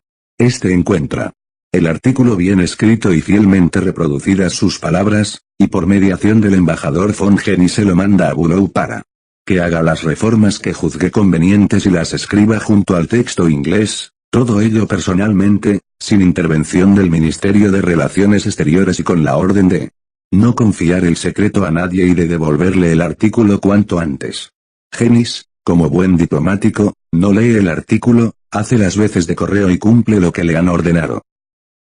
Cuando Bismarck, que había pasado ya de los 70 años, permanecía mucho tiempo en Friedrichsruh, el Kaiser y el ministerio se quejaban de lentitud en el despacho.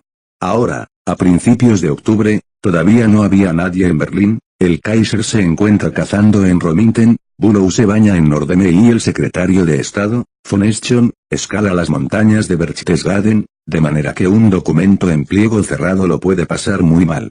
No son más que un par de cuartillas, y el Kaiser ha puesto el membrete de confidencial, pero el contenido no son sino palabras imperiales, cosa demasiado vulgar para decidir al canciller a leerlas, de modo que las vuelve a mandar a Berlín con la indicación también de confidencial y la orden de repasarlas atentamente y anotar al margen las correcciones. En Berlín las recibe el subsecretario Stenrich en funciones de ministro, al leer la carta del Kaiser que acompaña al artículo, se queda pensativo y, como es natural, no lo lee, sino que lo entrega a un consejero privado, diciéndole: la cosa no me parece muy clara, sin embargo, vea usted lo que se puede hacer. El consejero privado, Clement, es un hombre ordenado, primero lee el artículo, y al principio tiene grandes dudas sobre la conveniencia de la publicación, pero se tranquiliza enseguida ante la consideración de que el Ministerio de Estado no puede oponerse a la voluntad decisiva del emperador, no habiendo puesto el canciller ninguna dificultad. En estas condiciones, creí que el canciller ya había decidido, o decidiría después, sobre la oportunidad de la publicación.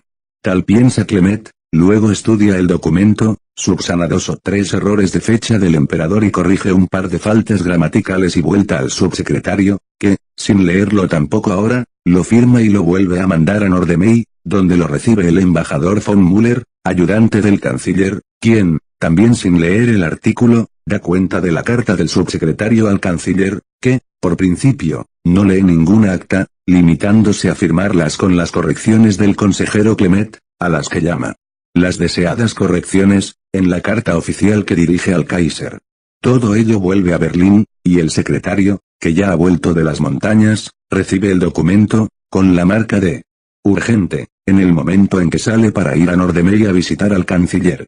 Como es lógico, no tiene tiempo para leerlo, pero lo lleva consigo y se lo vuelve a presentar a Bülow, que asegura haber despachado ya este asunto por sí mismo. En visto de lo cual, el expediente es entregado a Genis, que se lo lleva al Kaiser, entregándoselo al coronel, que, a su vez, lo manda al periódico de Londres.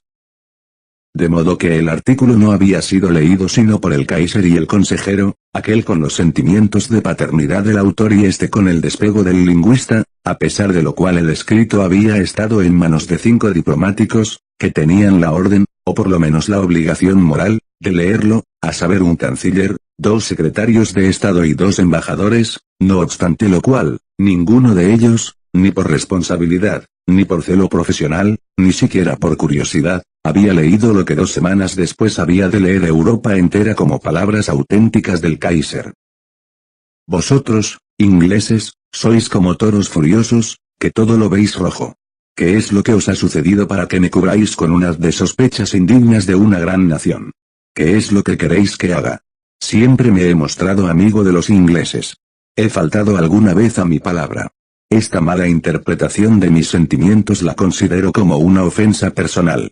Me hacéis verdaderamente difícil el seguir siendo amigo de Inglaterra. Durante la guerra de los Boers, la opinión y la prensa alemanas estaban con vosotros. Sin embargo, ¿qué hice yo? Recordadlo. ¿Quién fue el que detuvo en Europa a los delegados Boers, que buscaban apoyo y fueron festejados en París, y quién imposibilitó su misión? Yo fui el único que no los recibió.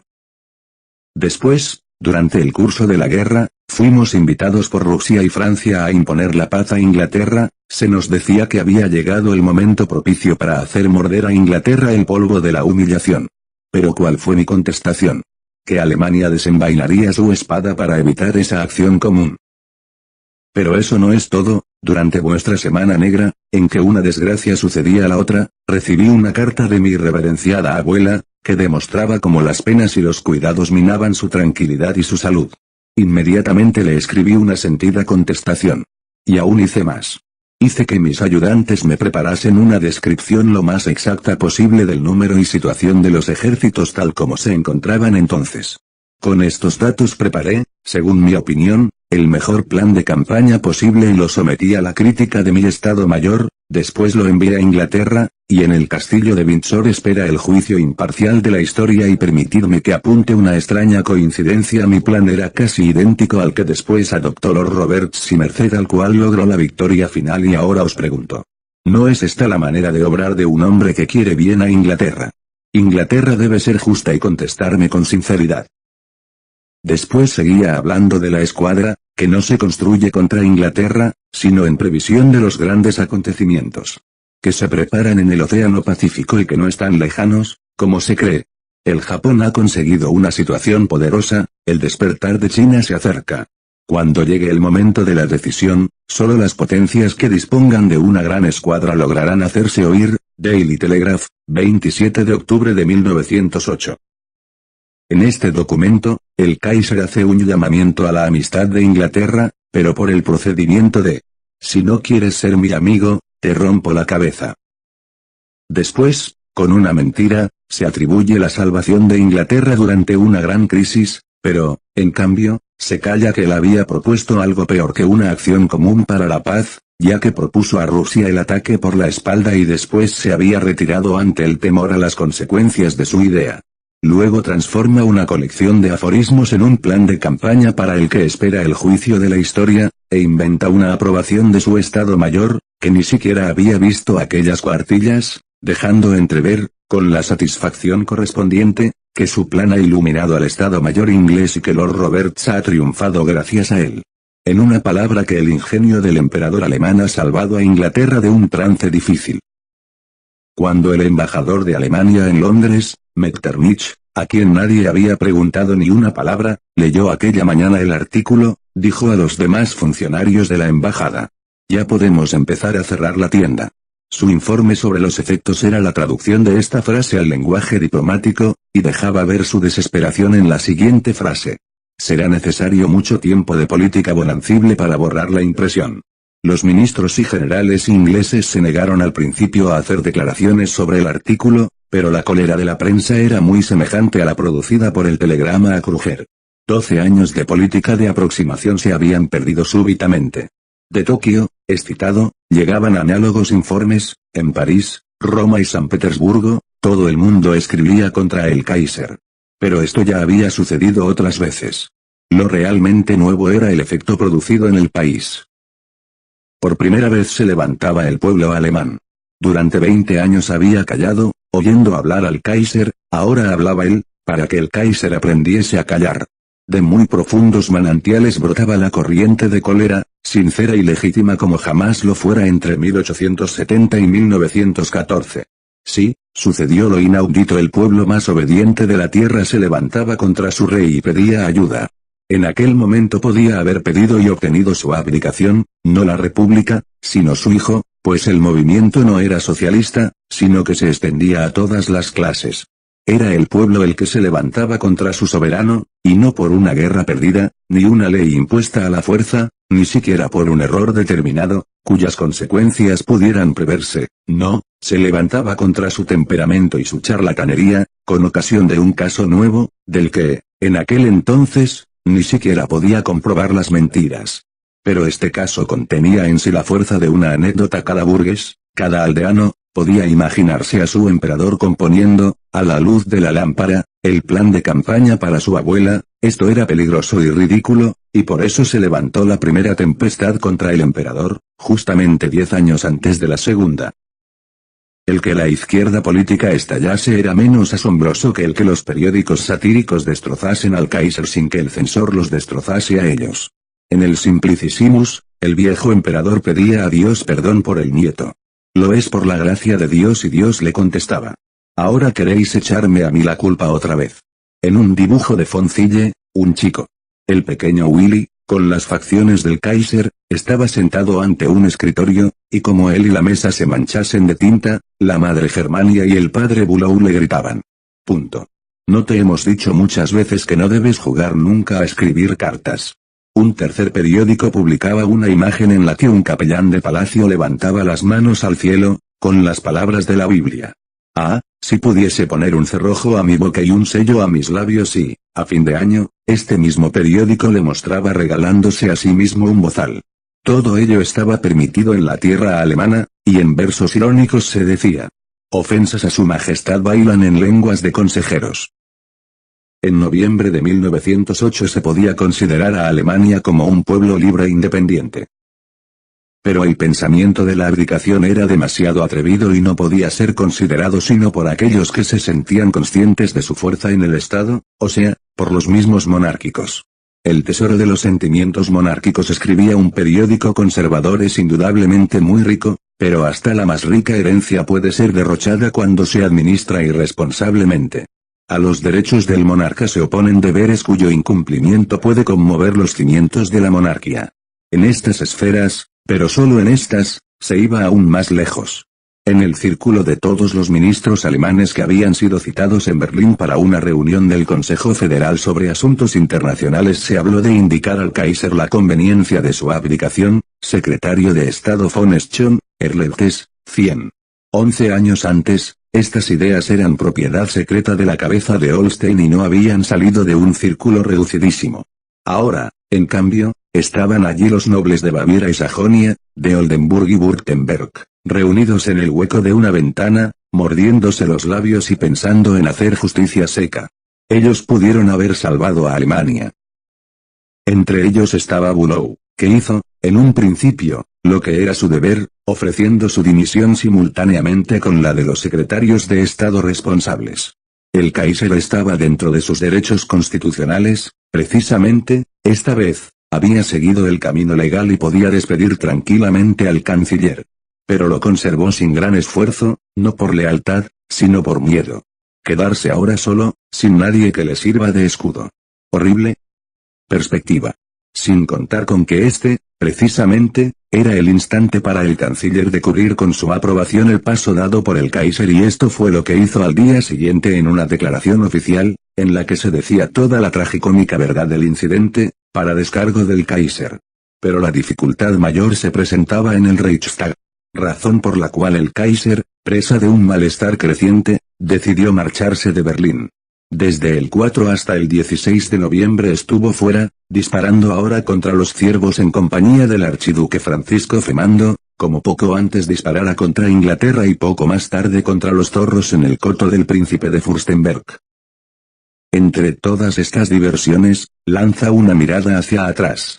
Los 2 días pasados aquí, telegrafía desde Viena a Bülow, transcurrieron en perfecta armonía y muy alegres. Constantemente pienso en usted durante mis oraciones de la mañana y de la noche. Dios me ayude siempre contra el odio y las envidias de los hombres. Teresa Silverlining to Every Cloud, 32. Dios le guarde. Con la antigua amistad, Guillermo II, R. Con qué habilidad va la amenaza al protector de su situación, bajo capa de Dios y la amistad, y qué inasequible le vemos a toda advertencia saludable. En un trance como no se le ocurre otra cosa que divertirse y vanagloriarse de haber matado con su propia mano nada menos que 65 ciervos. El 10 de noviembre, y con todo el aspecto de un tribunal nacional para juzgar al soberano, se reunió el Reichstag. Hoy era todo posible: promesas, reforma de la Constitución y hasta la abdicación, puesto que ya se había hablado de ella en el Consejo Federal. Pero nada de esto sucedió. Los alemanes, después de 2 semanas de tormenta, habían vuelto a sus sentimientos de sumisión, y nadie se atrevió a emplear la palabra decisiva, ni siquiera los socialistas. El Kaiser, que, según la costumbre, no había de ser citado en el debate, estaba en realidad en el centro, pero los jefes de los partidos no hicieron sino echarle una reprimenda. Los reproches más severos se oyeron sin duda en el círculo de los palatinos, con los discursos de Hildebrandt y Apfeldt. Otros culparon al bizantinismo, que ellos mismos habían impulsado durante 20 años, pero el caso es que las proposiciones de reforma de la Constitución no tuvieron lugar, y ni siquiera se llegó a reclamar un verdadero sistema parlamentario. Producción: Alejandro Concha Gajardo, www.alejandroconcha.com. A partir de este día ya no tenía el Kaiser que temer nada de su pueblo, pero, en cambio, Bülow tenía que temerlo todo del Kaiser. Pues, en verdad, Bülow fue el héroe trágico de aquel 10 de noviembre. El haberse fingido menos inteligente de lo que realmente era se tenía que vengar alguna vez. Que hubiese defendido al Kaiser o que le hubiese abandonado, de todos modos debía haber gritado al Reichstag, al estilo de Bismarck. El Kaiser ha obrado con la mejor intención y, al mismo tiempo, dentro de la Constitución, y, no habiendo aceptado la dimisión del canciller, seguiremos gobernando como hasta ahora, agredirle no al pueblo. El otro camino era el haberse ido con el Reichstag y el pueblo, abandonando al Kaiser y acusándole desde la tribuna, para, al día siguiente, retirarse en desgracia. Pero como su modo de pensar, leal en el fondo, le impedía escoger esta segunda alternativa, decidió seguir la primera, y había preparado un discurso a favor del Kaiser, en que, según dice Mann, le defendía abiertamente. Pero a última hora triunfa en Bülow el estadista sobre el cortesano, en aquella ocasión tasó a los alemanes demasiado alto, al no atreverse a seguir tendiendo un arco que en realidad ya había perdido toda la tensión, y tomó un camino intermedio, en el cual perdió su posición tanto con respecto al pueblo como con respecto al Kaiser.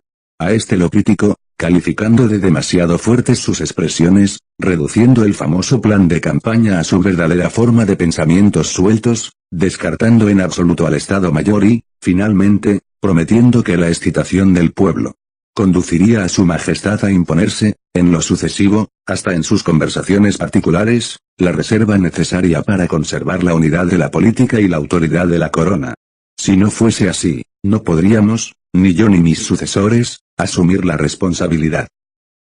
Unos ligeros murmullos en la izquierda, pero la Cámara en general estaba satisfecha con esta mansa declaración y no exigió más. En el mismo día 10 de noviembre de 1908 apareció la siguiente orden a la Marina. Su Majestad ha ordenado que los hurras reglamentarios deben darse simultáneamente en todo el barco, levantando al mismo tiempo las gorras.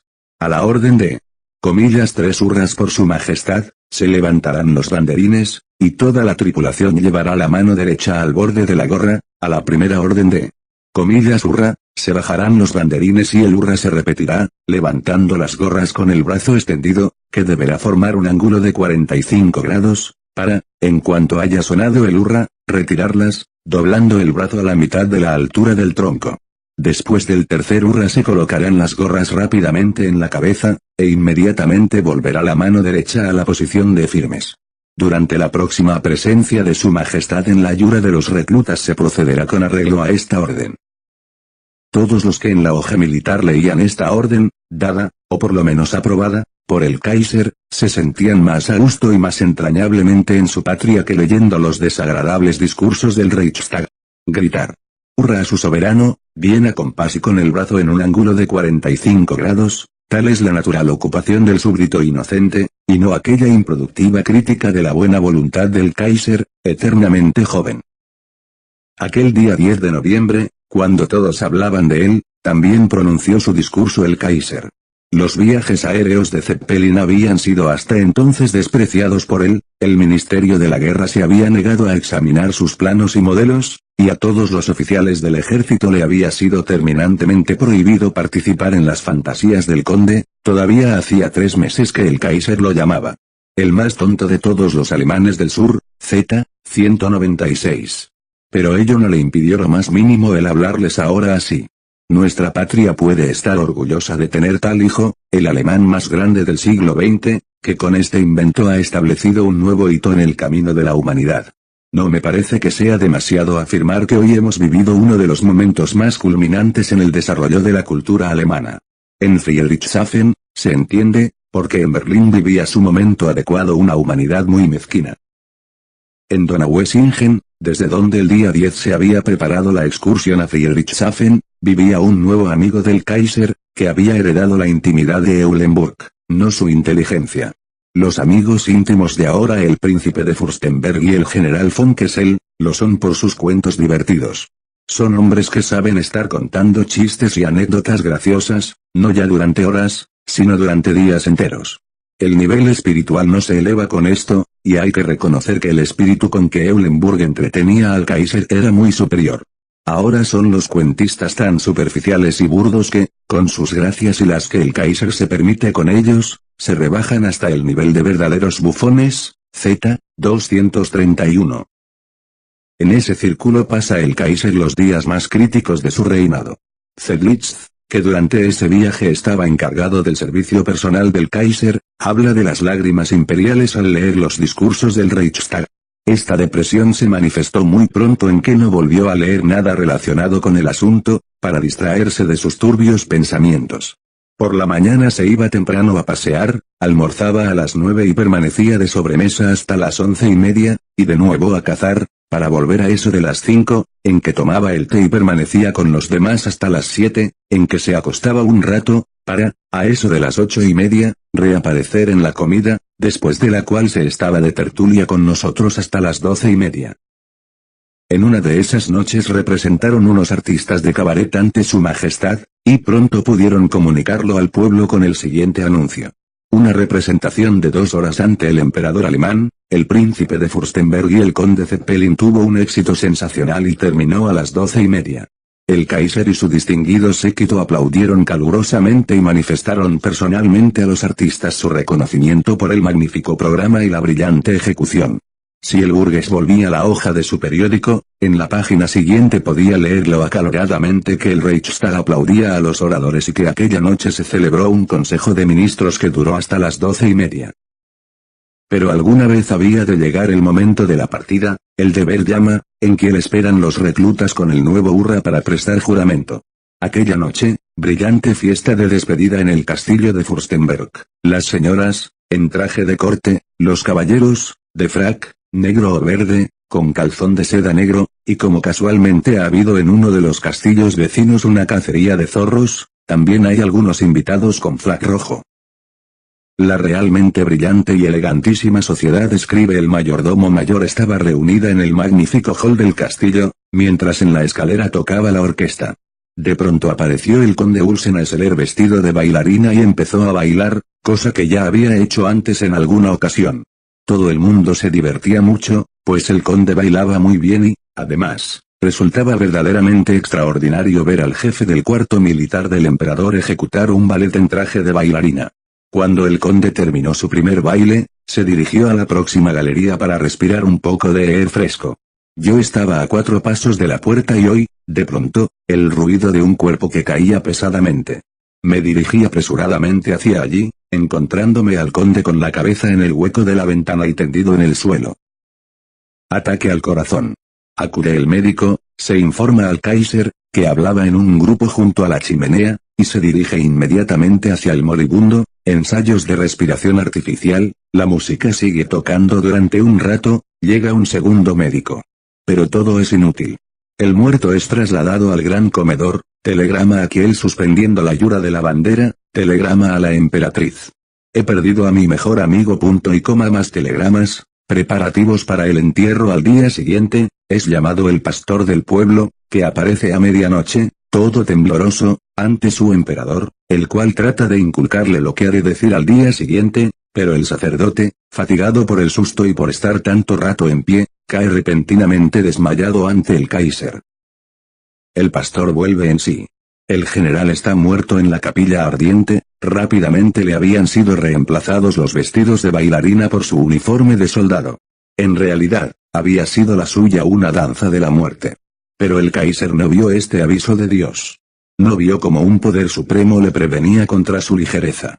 En medio de las murmuraciones coléricas de 60 millones de hombres pacíficos y trabajadores hay uno solo, ocioso y provocador, que distrae sus contrariedades con cuplés y chistes, cacerías y bailes, y hace que lleguen rumores de estas diversiones hasta su pueblo, y cuando uno de sus primeros generales aparece ante todos los reunidos disfrazado de bailarina y poniendo en ridículo a la clase que más honores disfruta en el imperio, el regocijo de aquella noche llega al colmo. Pero en aquel momento interviene la mano del cielo y derriba al cortesano. Con letras gigantescas aparece escrito en las paredes del castillo de Donaueschingen: Mane, Tecel, Pares, para que el festivo emperador se recoja en sí mismo. Pero él no piensa más que en punto. ¿Cómo transformamos esta noche el comedor en una magnífica capilla ardiente? ¿Cómo haremos el viaje, después de haber tenido que cambiarlo ya dispuesto y cuando, a medianoche, cambia por tercera vez todas sus disposiciones y tiene que oír la humilde observación de su mayordomo de que el nuevo cambio de horario de 2 trenes especiales tiene que producir ciertas dificultades. Inmediatamente el comediante que hay en él se esconde tras de su pena afectada y dice, con ojos lacrimosos: ¿y en estos momentos tan tristes quiere usted todavía crearme dificultades? 5. En casa le esperaba el maestro con el sermón. El Simplicissimus pintaba al canciller vestido de luto, seguido de un lacayo con un gran candado y preguntando: ¿cómo se lo digo a mi emperador? En esta ocasión cometió Bülow su segunda falta. Ahora habría podido conseguir lo que hubiese querido con solo aprovechar el momento de depresión imperial, pues los nervios del Kaiser no son capaces de soportar una crisis seria. Pero, en lugar de intimidarlo, le expone en forma correcta los peligros de su intervención. El Kaiser, simulando tranquilidad, contesta con monosílabos y no parece reconocer su falta ni abrigar propósito alguno de enmienda. Por fin, y muy a disgusto, autoriza una declaración en la Gaceta Imperial, que luego niega haber autorizado, diciendo que había concedido audiencia al canciller para que le informase sobre la opinión y los últimos discursos. Su Majestad escuchó la exposición del canciller con gran seriedad y manifestó su voluntad de, no obstante las injusticias y exageraciones de la crítica pública, considerar como su deber imperial el proteger la unidad de la política nacional, ateniéndose estrictamente a las responsabilidades constitucionales. Por consiguiente, Su Majestad aprobó las manifestaciones del canciller en el Reichstag y aseguró al príncipe la continuación de su confianza. Los alemanes volvieron a respirar, ya estaba todo en orden y firmado. Muy corto era el número de los patriotas preocupados que se miraban y se preguntaban. Eso es todo. Injusticias, exageraciones, constitución. Hasta aquel mínimo que la nación pedía la promesa de enmendarse, desaparecía bajo los flameantes gallardetes del autócrata, como desaparecieron en Alsacia las ventanas cerradas de los ciudadanos francófilos.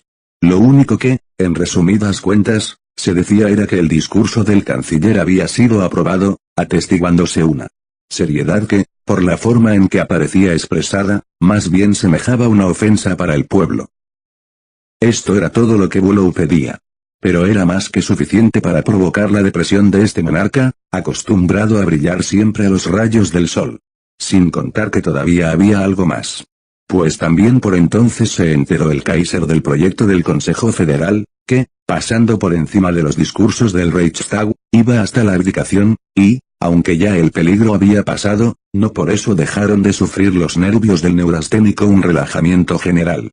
El día 24, en el nuevo palacio, el viejo ayuda de cámara Schultz se presentó en las habitaciones del ayudante de guardia y le dijo, tartamudeando: Su Majestad me ha ordenado que llame inmediatamente por teléfono al señor canciller imperial, para comunicarle directamente que, a causa de los sucesos de estos últimos días, Su Majestad ha recibido un choque nervioso tan fuerte, que se ve precisado a abandonar todos los asuntos oficiales, disponiendo que, en su lugar, se encargue de ellos el Kronprinz, Z. 194.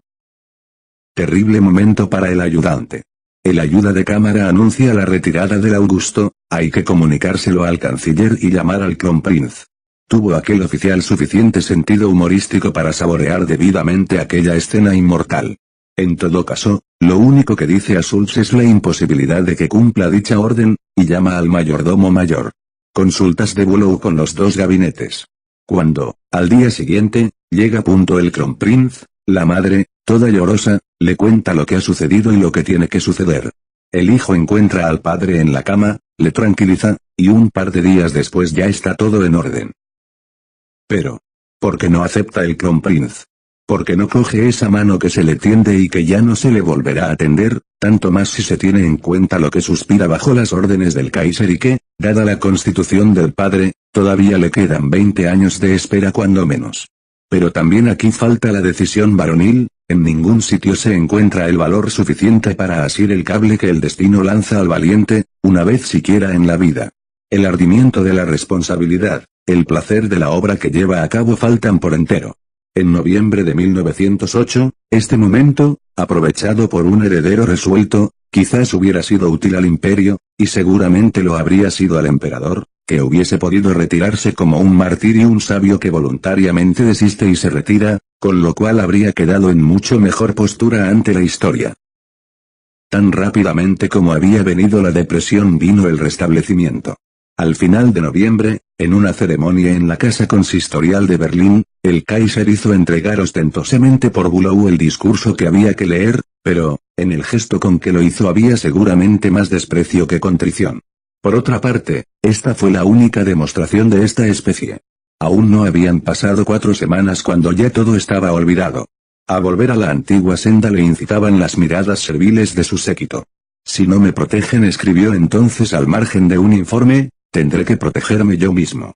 Con este argumento femenino gobernaba de nuevo su barca hacia el puerto de la autocracia, donde se sentía más seguro, y no tardaba en amenazar. Si llega otra ocasión parecida, tengan la seguridad de que no volveré a obrar constitucionalmente, Z. 239 y que su íntimo sentir no ha cambiado lo comprueba Zedlitz por Navidad de aquel año, después de haberlo observado diariamente. Interiormente, en lo esencial, el Kaiser es el mismo de antes. En nuestras noches tranquilas, lee con frecuencia informes diplomáticos a las damas y a sus ayudantes, divirtiéndose, cada vez que en el extranjero cometen algún error o sucede algo risible, en calificarlo de comillas muy bien o comillas magnífico, pero si ocurre algo que pueda tener consecuencias desagradables para nosotros, entonces escribe al margen. Comillas qué tontería o algo por el estilo.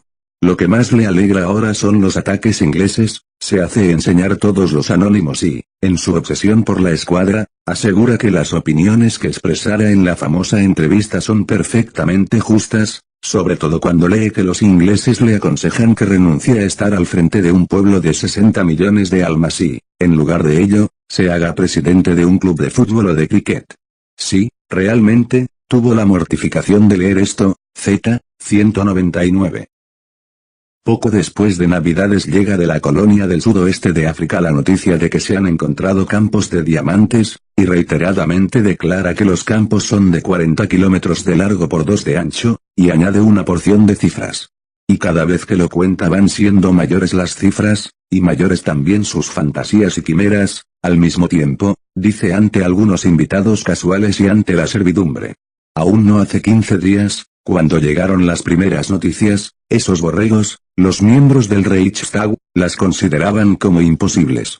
Ahora podemos ver el serrín de que están llenas esas cabezas, que, cuando no comprenden las ideas ajenas, sin las cuales no podrían seguir adelante, arrojan al que las expone toda clase de inmundicias.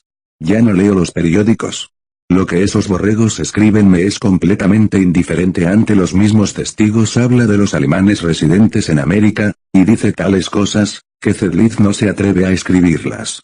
Si se llegase a conocer nada más que la 1/4 parte de sus manifestaciones, la indignación sería, por lo menos, igual a la causada por la entrevista imperial.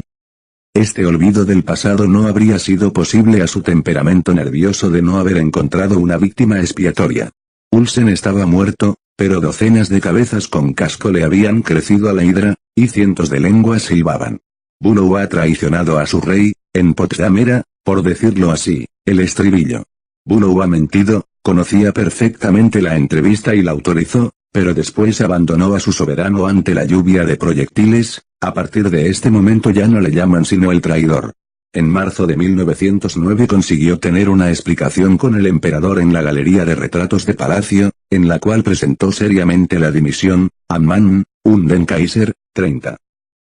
El Kaiser.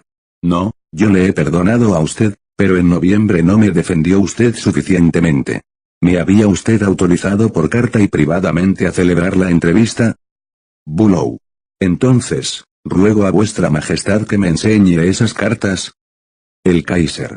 Bueno, también sucedió de palabra, a mi regreso de Romintén. Cuando Bülow le recuerda otros casos anteriores de precipitación, el Kaiser dice que no sabe nada de ellos. Después cuenta que Bülow ha comprendido su falta de razón y le ha pedido perdón y la prensa informa hasta de las lágrimas de Bülow. Pero, en confianza, declara. Con Bülow ya he terminado. Pero todavía me tiene que hacer aprobar las reformas de Hacienda. Bülow permanece en consulta casi constante con Holstein, que está gravemente enfermo y que, con sus cartas sobre asuntos de alta política, y a veces por teléfono, ejerce una influencia casi decisiva sobre él y sobre el secretario de Estado. Su práctica en la redacción de dimisiones florece ahora por última vez cuando, en enero de 1908, redacta una de 8 páginas para Bülow y todavía a fines de abril, muy próximo a la muerte, conjura al canciller para que permanezca en su puesto. Si usted se marcha, la guerra se hace inevitable, esta fue la única profecía razonable de Holstein. Cuando, a fines de junio, rechaza el Reichstag el impuesto sobre las sucesiones, y con ello se deshace el bloque que gobernaba, Bülow se despide de los Hohenzollern en el mismo sitio y en el mismo día en que, 12 años antes, se había hecho cargo de sus asuntos. Después, en Berlín, el Kaiser, paseando por el jardín de palacio, habla con él de la cuestión de su sucesión y le despide con un beso y un abrazo. Bülow será mi Bismarck, había dicho el Kaiser cuando aún era casi un muchacho y lo había sido, esto es. Bülow le había sido tan superior como lo fuera Bismarck a su abuelo, solo que la altura de unos y otros era muy diferente. La pasión de Bismarck había dejado hondas huellas en su cara, la elegancia de Bülow apenas se había acentuado la pata de gallo de sus mejillas. Su caída fue la más grande de las 4 catástrofes. Las caídas de Holstein y Eulenburg y la crisis provocada por el Kaiser cambiaron muy poco la marcha de las cosas, pero la caída de Bülow hizo la guerra inevitable. El mejor juicio sobre Bülow lo había hecho Zedlitz el Viejo en una carta. El haber conducido el coche durante tanto tiempo por el borde del precipicio y haberlo salvado del despeñadero es ya una obra de agradecimiento. Cuando los ataques de la prensa imperial contra Bülow arreciaron, agravados, además, por manifestaciones falsas, Bülow pidió protección oficial a su sucesor en una carta que decía: de la tal entrevista, antes de publicarse, supe yo tan poco como del telegrama desde Swinemunde a Baviera o el telegrama al príncipe de Liepe, o el discurso de los unos en el verano de 1900, o el discurso de los pesimistas durante las maniobras de 1906. Con frecuencia he rogado a su majestad que no dijese a los ingleses ni una palabra que no pudiesen oír los rusos, franceses, japoneses o americanos. Repetidas veces le he prevenido que no pusiese en cuidado al pueblo desconfiado y susceptible del Japón. Recuerdo haber retenido telegráficamente una carta del Kaiser a Roosevelt, que ya había salido hacía varios días, porque me pareció que contenía manifestaciones poco cautas contra los japoneses. He tenido que emplear una gran parte de mis fuerzas, de mi tiempo y de mi trabajo en contrarrestar las consecuencias de muchas torpezas e indiscreciones ya consumadas. Así había sucedido durante 12 años, y aún los que no estén conformes con su política interior tienen que confesar su admiración por su habilidad y su infatigable actividad, pero nadie debía haberlo hecho como el Kaiser, que era quien lo había consumido y aprovechado.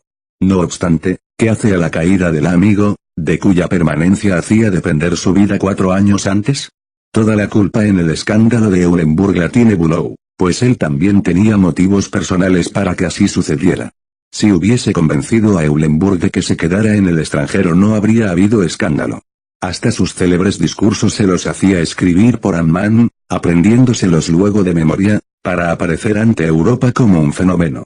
Desde César Borgia, no ha vivido otro hombre tan hipócrita y embaucador, z. 237 y cuando, como escribe Kiderlen, enseña al rey de Württemberg una fotografía del jardín de palacio, donde despidió a Bülow con un beso y un abrazo, indica con el dedo el sitio y dice: aquí le di el puntapié al miserable. De Emil Ludwig. El Kaiser Guillermo II. Fin del capítulo 6. Producción: Alejandro Concha Gajardo, www.alejandroconcha.com